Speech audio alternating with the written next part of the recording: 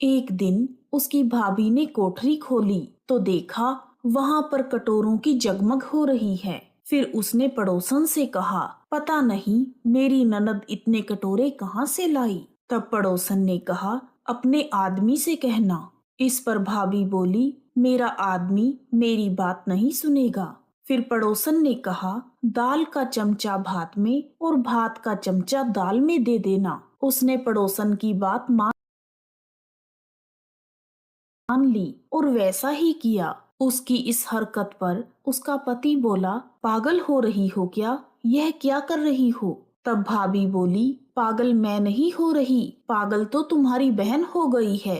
पता नहीं कहाँ से इतने चांदी के कटोरे लाती है। पूरी कोठरी चांदी के कटोरों से भरी पड़ी है। तुम इसे घर से निकाल दो। अगले दिन भाई अपनी बहन से बोला, जीजी आज हम मामा के घर चलेंगे। वह जानती थी कि मामा के घर कौन जाएगा। उसने कहा, भैया जहाँ केले का पेड़ हो और एक मंदिर हो मुझे वहाँ उतार देना। तब भाई बोला, ठीक है।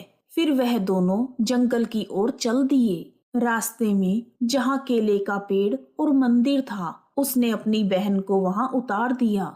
वह बृहस्पतिवार का दिन था। लड़की ने केले की पूजा करी और कहानी कही। बृहस्पति महाराज आए, 4 लड्डू और एक चांदी का कटोरा देकर जाने लगे। उसका भाई पेड़ के पीछे छिपकर यह सब देख रहा था। उसने बृहस्पति महाराज के पैर पकड़ लिए। तब बृहस्पति महाराज बोले, पापी मेरे पैर छोड़, तू कंवारी कन्या को कलंक लगाता है। यह तो सत के व्रत करती है, मैं ही इसे देकर जाता हूँ। तुम भूल कर भी इसका पीछा मत करना। फिर वह अपनी बहन को लेकर घर आ गया। उसकी भाभी दरवाजे पर खड़ी थी। वह बोली, तुम तो इसे वापस लेकर आ गए। अपनी पत्नी की बात सुनकर भाई बोला, तुम मेरी बहन से कुछ मत कहना, वह बृहस्पति महाराज के व्रत करती है। ये चांदी के कटोरे उसे बृहस्पति महाराज देते हैं। तब भाभी बोली, मैं भी देखूंगी इसके बृहस्पति महाराज। फिर वह पूरे गांव में बोल आई कि अपने बच्चों को लेकर आना, मेरी ननद बृहस्पति महाराज के व्रत करती है। सभी को 4-4 लड्डू और चांदी का कटोरा मिलेगा।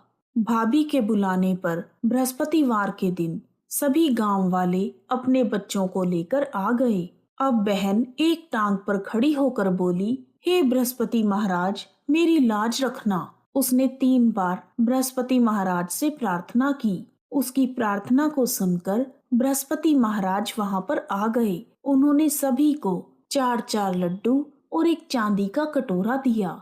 हे बृहस्पति महाराज, जैसे आपने बहन की लाज रखी वैसे ही सबकी रखना। सब पर अपनी कृपा बनाए रखना। कहानी अधूरी हो तो पूरी करना, पूरी हो तो मान करना।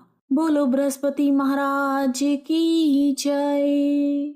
यदि आपको बृहस्पतिवार की कहानी पसंद आई है तो कमेंट बॉक्स में जय बृहस्पति महाराज लिखना।